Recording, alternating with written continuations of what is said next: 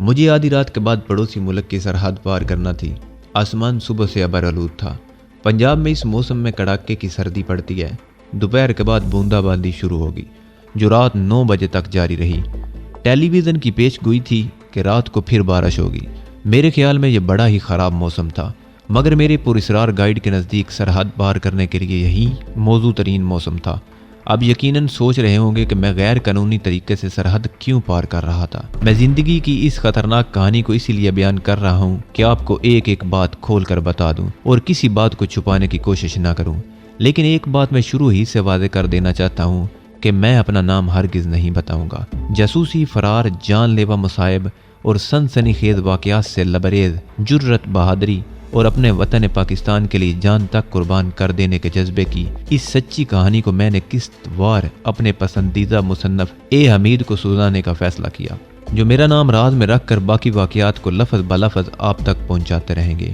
مگر میرے نام کے بغیر کام نہیں چلے گا، اس لیے میں اپنا ایک فردی نام رکھ رہا ہوں اور یہ نام ہے عامر۔ قومی جذبہ سے سرشار میری سنسنی خیز کہانی کا آغاز سن 1965 کی پاک بھارت جنگ کے بعد اور سقوط ڈھاکہ سے کچھ پہلے ہوتا ہے۔ اس جنگ نے میرے دل میں ایک نیا ولولہ پیدا کر دیا تھا۔ ہر وقت یہی دھن سوار رہتی کہ اپنے وطن عزیز کے لیے کوئی ایسا کام کروں کہ دشمن کو دوبارہ ہماری طرف میلی نگاہ سے دیکھنے کی ہمت نہ ہو۔ میں نے فوج میں کمیشن حاصل کرنے کی کوشش کی، مگر بعض ناگزیر گھریلو وجوہ کی بنا پر میں فوج میں کمیشن نہ لے سکا۔ آگے پڑھائی جاری رکھنے کو جی نہیں چاہتا تھا۔ کالجوں کے غیر یقینی حالات سے دل اکتا گیا تھا۔ مجھے زبانیں سیکھنے کا شروع ہی سے شوق تھا۔ فارسی میں نے ایک اپنے استاد سے پڑھی تھی، تھوڑی بہت عربی بھی ان سے سیکھ لی تھی۔ انگریزی کے علاوہ میں نے قدیم ہندوستان کی تاریخ کا بھی بھرپور مطالعہ کیا۔ ہندی زبان بھی اپنے ایک بھارتی دوست سے سیکھ لی تھی۔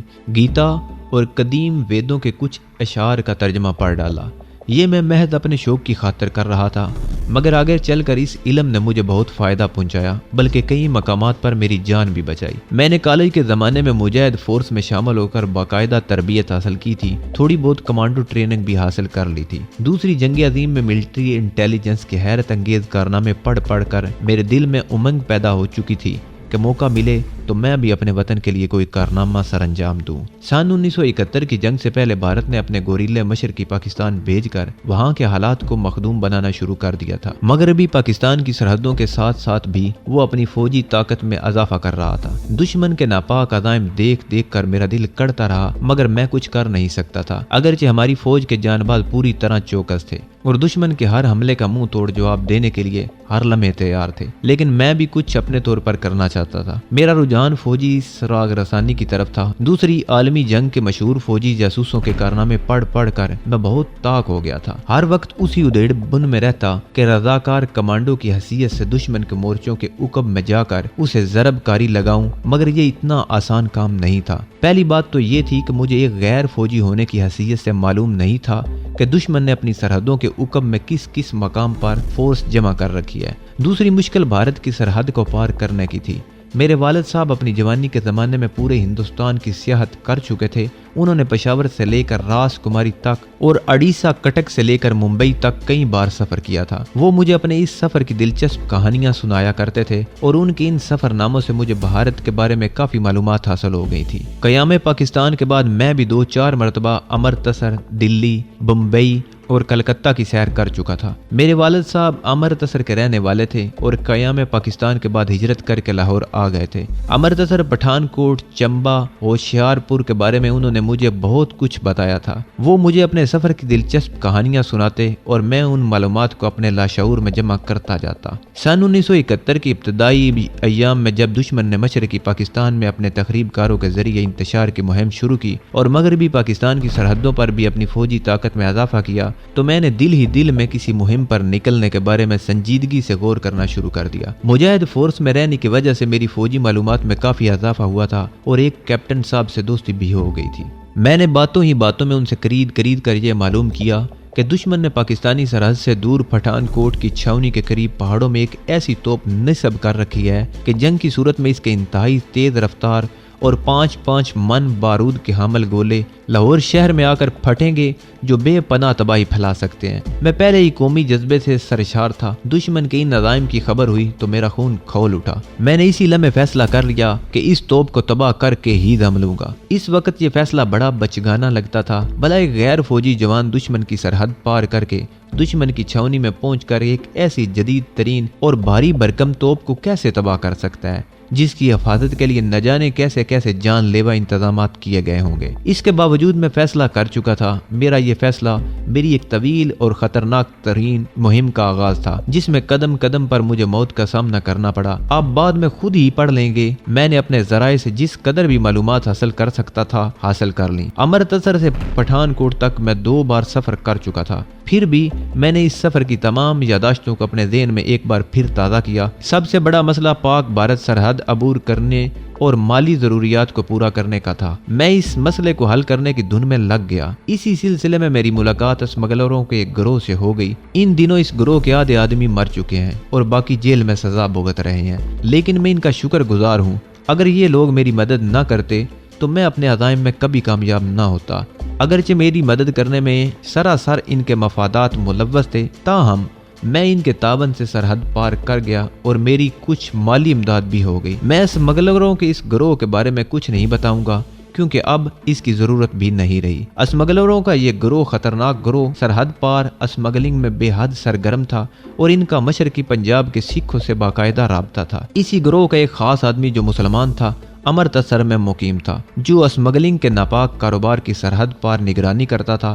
اس کا نام آج تک مجھے معلوم نہیں ہو سکا۔ اسے گروہ کے لوگ کرونڈیا کے نام سے یاد کرتے تھے۔ کرونڈیا پنجاب میں ایک سانپ ہوتا ہے جو بنجر زمینوں میں پایا جاتا ہے اور اس قدر زہریلا ہوتا ہے کہ آدمی کو ڈستے ہی وہ پرے ہٹ جاتا ہے تاکہ آدمی اس کے اوپر نہ گر پڑے، اسی وجہ سے کہ اس کے ڈستے ہی آدمی مر جاتا ہے۔ گوال منڈی کی ایک بدماش سے میری واقفیت تھی۔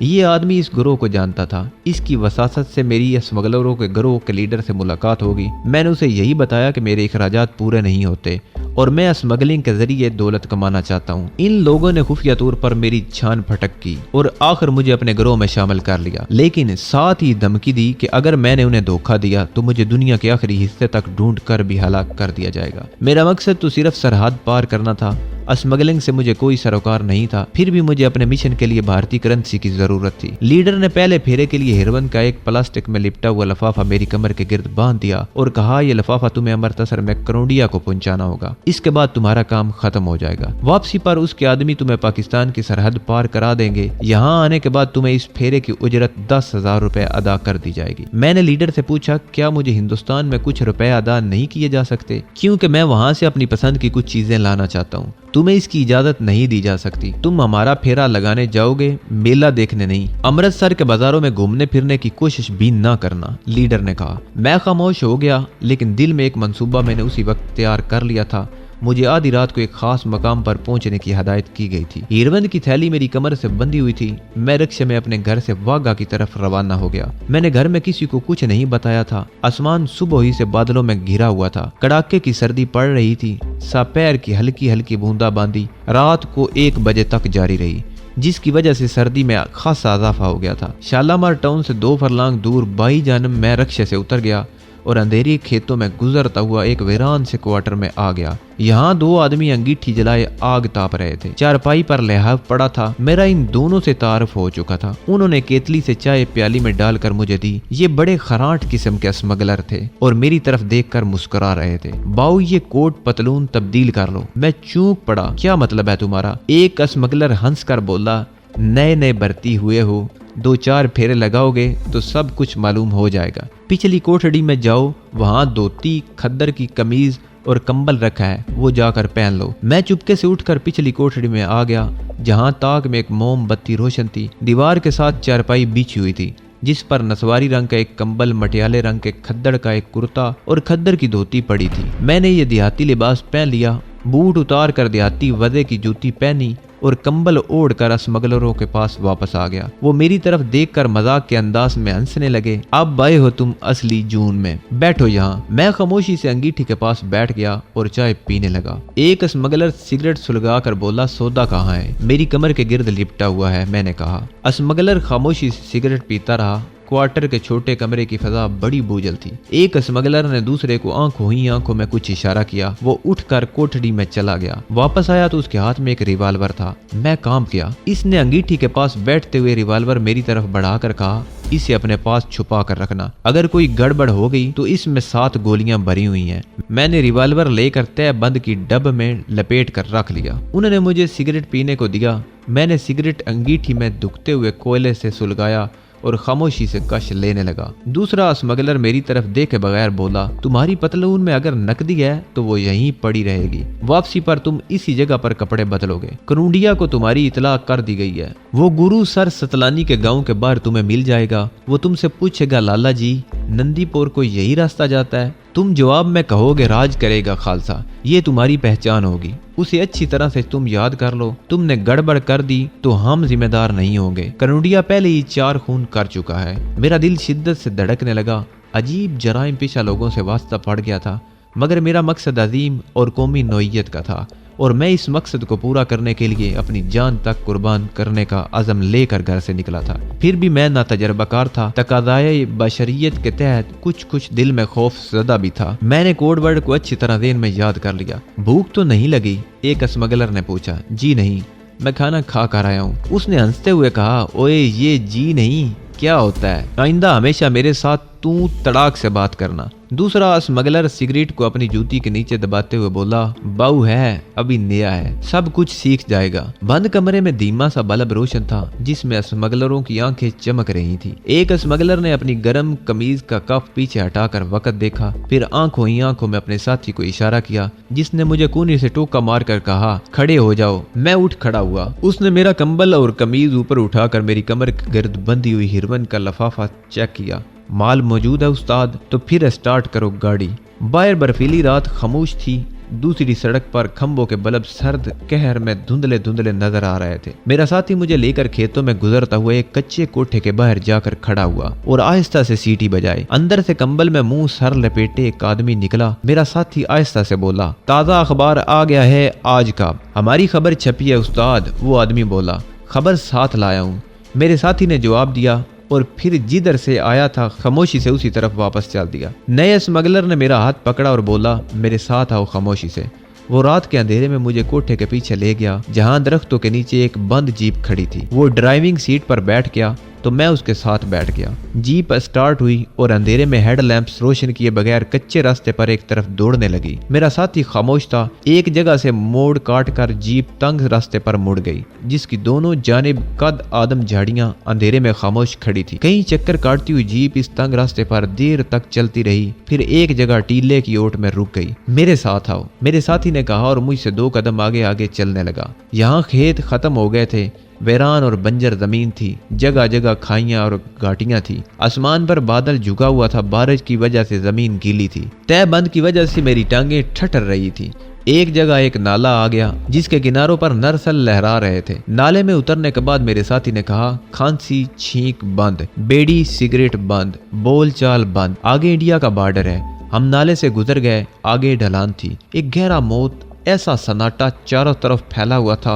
अचानक एक तरफ रोशनी हुई। मेरे साथी ने मुझे पीछे नाले की तरफ खींच लिया। हम झाड़ियों के पीछे बैठ गए। मेरा दिल जोर जोर से धड़क रहा था। रोशनी बाई जानब से आ रही थी। करीब आई तो मालूम हुआ कि वो एक जीप है। जीप तेजी से गुजर गई। हमारी बॉर्डर पुलिस। शी बोलना नहीं, आओ, मेरा साथी बुड़बुड़ाया। जीप की उकबी सुर्ख बत्ती अब अंधेरे में बुझी बुझी सी नजर आ रही थी। उसने मेरा हाथ थाम लिया। वो झुक गया, मैं भी झुक गया। भागो। हम दोनों जितनी तेजी से दौड़ सकते थे झुके झुके दौड़ते चले गए। दूर से राइफल का फायर सुनाई दिया। हमने एक खाली मैदान अबूर किया तो मेरा साथी मुझे खींचता हुआ एक दरख्त के नीचे ले गया और हम वहां जमीन पर बैठ गए। उसने सरगोशी में कहा, हम इस वक्त इंडिया की जमीन पर हैं। वो अंधेरे में चारों तरफ देखता रहा, फिर मेरी कलाई पकड़कर उठा और तेज तेज कदमों से एक तरफ चलने लगा। हम एक नहर के किनारे पहुंच गए। नहर पार करके मुझे पहली बार दूर अंधेरे में 2-4 बत्तियां झिलमिलाती नजर आई। मेरा साथी रुक गया। वो सामने गुरु सर सतलानी गांव की रोशनी आए। इसी गांव के बाहर तुम्हें तुम्हारा साथी मिलेगा।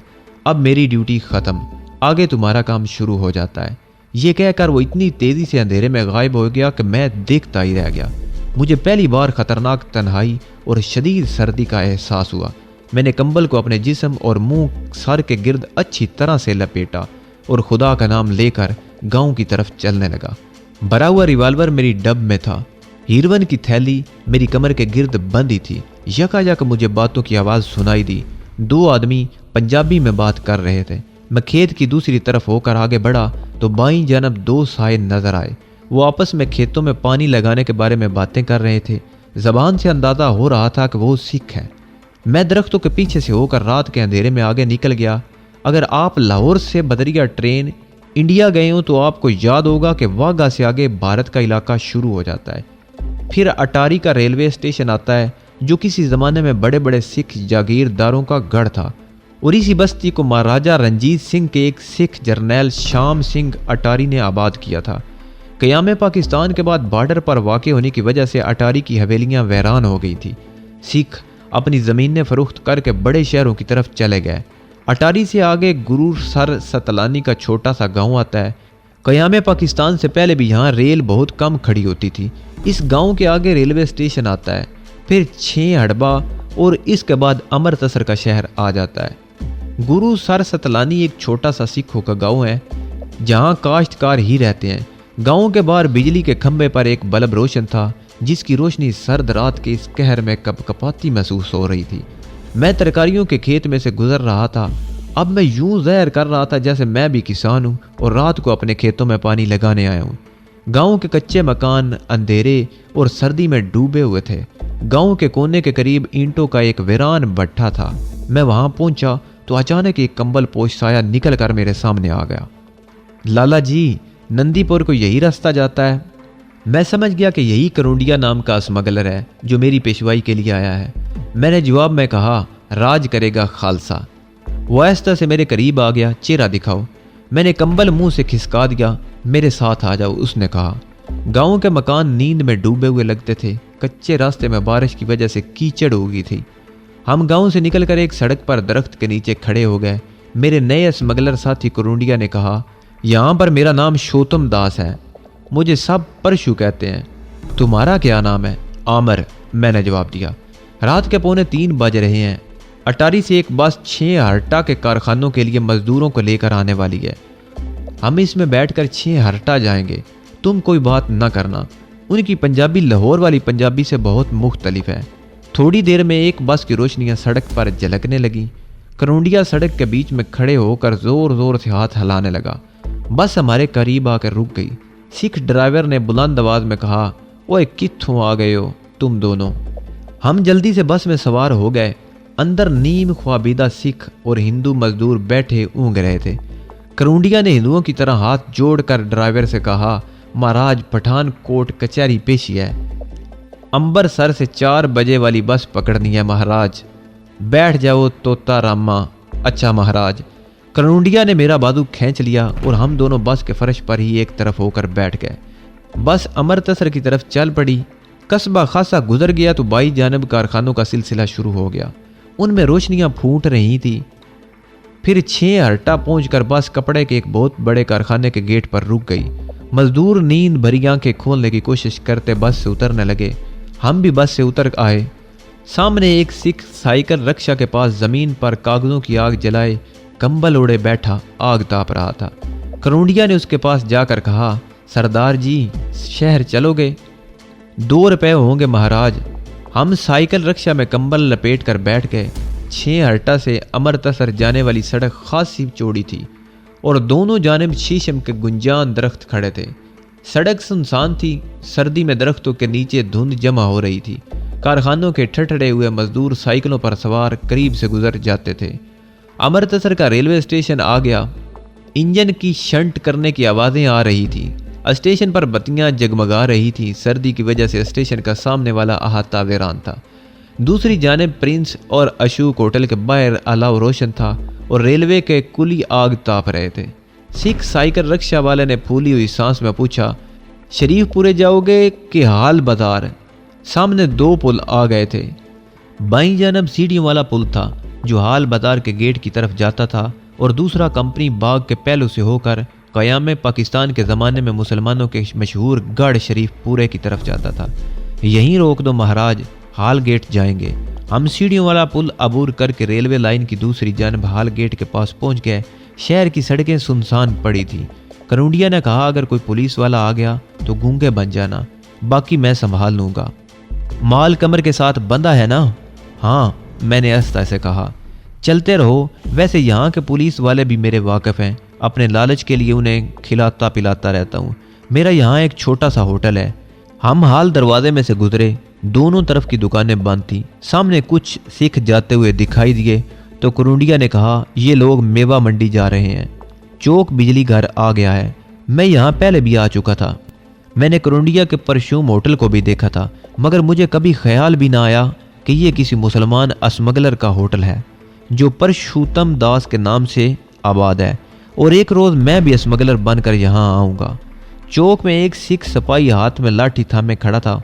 उसने करुंडिया को कहा, परशु, इस वक्त तुम कहाँ से आ रहे हो? करुंडिया ने झट जवाब दिया, महाराज, इस गूंगे भांजे तोताराम को गांव से लाने गया था। सवेरे कचहरी में इसकी पेशी है। राम राम, कड़ाके की सर्दी पड़ रही है। सिख सिपाही बोला, चाय बनाओगे तो एक प्याली मेरे लिए भी बनाना, गेट तक गश्त लगा कर आता हूँ। 7 बच्चन महाराज, जरूर आना।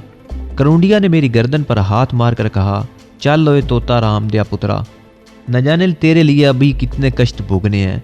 हाथ कुछ ज्यादा ही जोर से पड़ गया था। मेरी गर्दन दुखने लगी थी, मगर मैं चुप ही रहा। सामने ही परशुतम होटल था, जो पहले 3 मंजिला मकान था, जिसे बाद में होटल बना दिया गया था। 2 नौकर अंगीठियों में आग जला रहे थे। बत्ती जल रही थी। करुंडिया को देखकर उन्होंने हाथ जोड़कर राम राम कहा और फिर अपने काम में लग गए। करुंडिया ने उन्हें चाय बनाने के लिए कह दिया, नहाला सफाई भी आ रहा है, इसे चाय दे देना, और हाँ, रात की कचौरियां भी गर्म करके दे देना। एक हिंदू नौकर ने कहा, लाला जी, हरदयाला रतन जो का दोना दे गया था, कृष्ण महाराज की मूर्ति पर लटका दो, स्नान करके लटकाना। होटल के पहलू से एक तंग जीना ऊपर वाली मंजिल पर जाता था। यहाँ 2 कमरे थे, एक बाजार की तरफ और दूसरा इसके पीछे आता था। ये दूसरा कमरा छोटा था और उसमें आधे फर्श को एक पलंग ने ढांप रखा था। यहाँ दाखिल होते ही करुंडिया ने दरवाज़ा बंद कर दिया और बत्ती जलाकर बोला, माल निकालो। मैंने कमर के गिर्द बंधा हुआ रुमाल खोल दिया और प्लास्टिक की थैली उसे दे दी। वो थैली खोलने लगा तो मैं पलंग पर गिर गया। नींद और थकान से बुरा हाल था। करुंडिया ने छोटी उंगली के साथ थोड़ी सी हिरवन लगाकर चखी और थूक कर बोला, माल खरा है, अब तुम सो जाओ, परसों रात तुम्हारी वापसी होगी। मैंने अपना रिवॉल्वर भी करुंडिया के हवाले कर दिया और लिहाफ में घुसकर ऐसा सोया कि अगले रोज 12 बजे के करीब जागा। करुंडिया होटल के काउंटर पर बैठा हुआ था। उसने माथे पर हिंदुओं की तरह तिलक लगा रखा था। पास ही एक तश्तरी में लोबान सुलग रहा था। उसके पीछे दीवार पर कृष्ण महाराज की तस्वीर शीशे में जुड़ी हुई थी, जिस पर रतन जो के फूलों का हार पड़ा था। मुझे सीढ़ियां उतरते देखकर वो गद्दी से उठा। उसके आगे एक कमरा था। कमरे में आकर उसने मुझे एक संदूक में से तंग मोरी वाला हिंदुआना पजामा, खद्दर का एक कुर्ता और नीला कंबल निकाल कर दिया।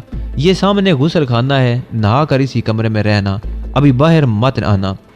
मैंने गुस्ल किया, कमरे में आकर पजामा कुर्ता पहना और कंबल लपेट कर बैठ गया। इतने में करुंडिया भी वापस आ गया। उसके हाथ में छोटी सी टीन की डबिया थी, उसमें केसरी रंग था। उसने उंगली रंग में डिबो कर मेरे माथे पर तिलक लगाया और बोला, यहाँ किसी से बात मत करना। मैंने सबको यही बताया है कि तुम मेरे गूंगे भांजे हो, समझ गए? और मेरे जाने के थोड़ी देर बाद ही आना, खाना मिल जाएगा, फिर तुम ऊपर कमरे में जाकर सो जाना। मैं उस बक से पीछा छुड़ाकर पठानकोट की तरफ निकल जाना चाहता था। मेरी मंजिल पठानकोट थी, लेकिन मेरे पास फूटी कोड़ी भी न थी।